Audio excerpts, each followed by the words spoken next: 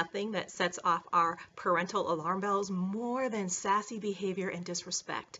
And in our book, Lynne and I give several ideas of things that you can do to pull your child towards success when it comes to sassy behavior, and really pro-social things and social skill building strategies that you can teach your child. But there are definitely some things that we want to avoid also when it comes to dealing with children who are being sassy to us.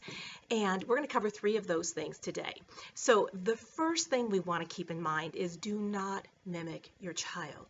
And we see that happen maybe at the grocery store, maybe at the dentist's office. When a child is being sassy, a parent may repeat back exactly what the child said in even a more exaggerated tone. Well, when we do that, we are reinforcing the very behavior that we're trying to help our child stop.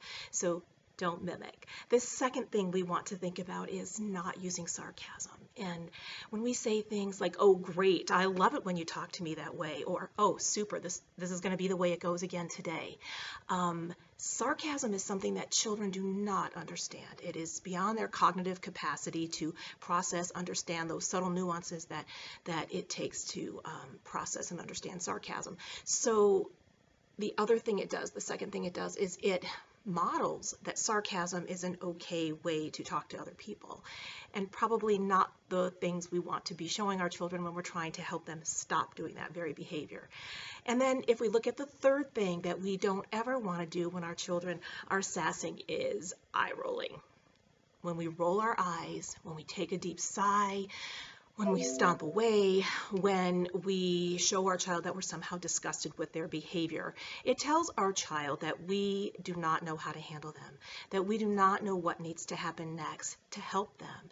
And so one of the things that happens oftentimes when we roll our eyes or are feeling disgusted is we need to check our own thoughts, because our own thoughts often lead us to feeling defeated and overwhelmed and as if we can't do anything to help affect our child's behavior. So when we check our thoughts first, instead of telling ourselves this child is never going to learn any manners, and instead we're able to say, "Oh, he needs a lot more help in this area. Good thing I know just what to do for him," really changes our internal dialogue and helps us move forward, so we in turn can help our child move forward as well. And in closing, I think the most important thing we want to do is model the behavior that we want to see. So as you act, so will your child. And thanks for joining us today. If you take a look back in our chapter on daunting disrespect, we have a lot more ideas on supporting your child and squashing sass in your household.